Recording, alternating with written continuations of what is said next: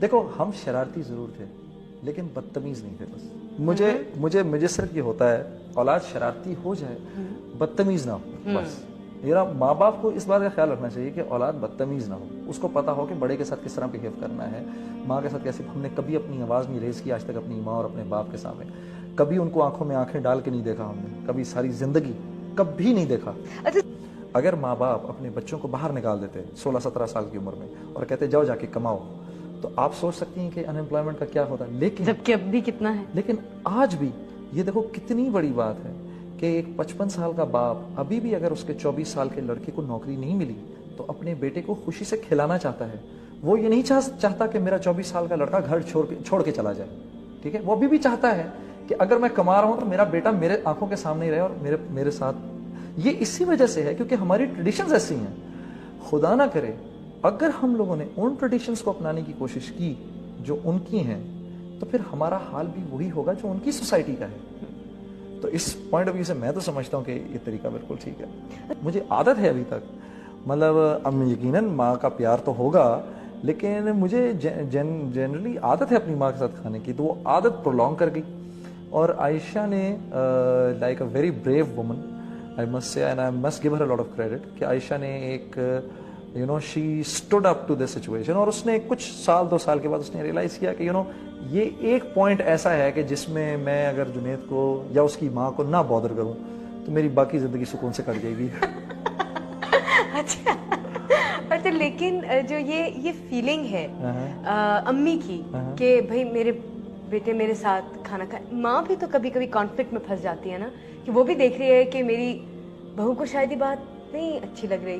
تو کیا امی کس طرح ڈیل کرتی تھی اس کے ساتھ کہ نہیں جنید نے تو میرے ہی ساتھ کھانا کھانا ہے اور عائشہ نے شاید محسوس کرنا ہے اس بات کو. What was her feeling? بھائی سنیا یہ ہوتا تھا کہ اگر میں کبھی پلان بنا لیتا تھا, جیسے یعنی آج بھی اگر میں نے عائشہ اور بچوں کے ساتھ کھانا باہر کھانا ہے تو میں صبح لنچ سے بھی پہلے امی کو بتاؤں گا کہ رات کا کھانا نہ تیار کریے گا, کہ رات کو میں آپ کے ساتھ کھانا نہیں کھا رہا, رات کو میں بچوں کو باہر لے کے جا رہا ہوں. ٹھیک ہے, وہ پہلے سے میں انفارم کر دیتا ہوں. تم یقین کرو کہ کئی دفعہ ہوا ہے کہ اگر شام کو کبھی ہم نے پلان بنایا میں نے اور عائشہ نے کہ ہم باہر کھانا کھانے جا رہے ہیں, اور میں نیچے گیا اور میں نے جا کے امی کو انفارم کیا کہ امی میں آج کھانا باہر کھاؤں گا, تو امی کا موڈ خراب ہو گیا اور میں پھر اوپر آیا اور میں نے عائشہ کو بولا ہم رات کو کھانا باہر نہیں کھا سکتے کیونکہ امی نے کھانا تیار کر لیا ہے تو مجھے نیچے جا کے ان کے ساتھ ہی کھانا پڑے گا. As simple as that. اچھا آپ you make it sound very simple کہ بہت سمپل سی چیز ہے, بس یہ ایک رول ہے زندگی میں جو فالو ہوگا. Is your mother generally like this کہ بھائی یہ رول ہے اس کو فالو کرنا ہے تو کرو ورنہ میں بات نہیں کر رہی؟ امی بالکل بھی اس طرح کی نہیں ہے, بالکل بھی اس طرح کی نہیں ہے.